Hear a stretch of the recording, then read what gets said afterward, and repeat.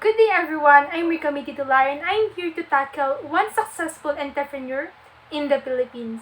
Let's start. Henry C. Henry C. once said that there is no such thing as overnight success or easy money. If you fail, do not be discouraged. Try again. When you do well, do not change your way. Success is not just a good luck. It is a combination of hard work, good credit standing, opportunity, readiness, and timing. Success will not last if you do not take care of it. We all know Henry C. as one of the richest tycoons here in the Philippines. However, not all people know what happened before all these achievements came into his life. And into that, let me tell you more about Henry C. Believe it or not, Henry C's story was a rag to riches kind of tale. Henry T.C. was born on October 15, 1924, to a poor family in Xinjiang, Guangzhou, China. His parents were Henry H.C. and Tan O.Sia. He was 12 when he first arrived in the Philippines, working at his father's small sari-sari store for more than 12 hours a day. The store was on now known as Carlos Palanca Senior Street in Manila, Quiapo neighborhood. When the Philippines economy failed during the World War II, however, their store burned down, forcing his father to return to China. But Henry C. remained here in the Philippines. He enrolled himself to a school and was able to graduate college with a degree in commerce from Far Eastern University. One day, when he was out of selling, he was shot by a shrapnel and nearly bled to death if it wasn't for his friend who rushed him to the hospital. He repaid his friend by making him as his business partner through the years and through the rest of their careers. After the end of World War II in 1945, Henry C. went into the shoe retail business. His business grew quickly, opening more stores with his friend as business partners. With the branches, Henry decided to open the first air-conditioned branded shoe store and called it Shoe Mart or SM. That store was also very successful and he decided to open up even more branches. He was constantly learning from people around him. They had given him enough confidence to eventually expand to a department store chain. It was at this point the biggest adversities in his life came into play. They opened the first department store in 1972. It was during the martial law era. Despite this time of civil unrest, they continued to open up more stores. Eventually, things got harder with the economy going down, especially with the Philippines debt coming into play, as well as the assassination of Ninoy Aquino.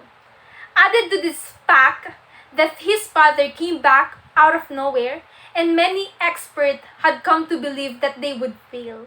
Henry C., however, was unaffected by all criticism. He was ready to face all the naysayers with confidence and optimism at his side. It wasn't just two weapons that kept him going, though his employees, friends, family, and even his customer fueled him to use and hone those weapons. While they were building their mega malls, they encountered delays in construction, and then there was a 1997 Asian crisis.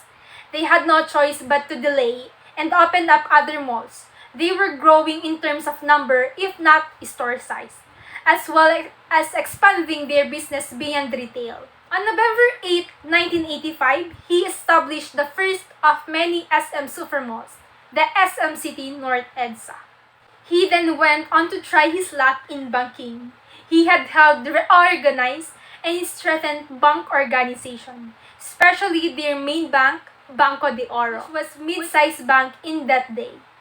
The C Group is currently the operator of Banco de Oro and is the owner of China Bank. In 2006, Henry bought out the PCI and in 2007 merged it with the Banco de Oro, which was the time the Philippines' third largest lender.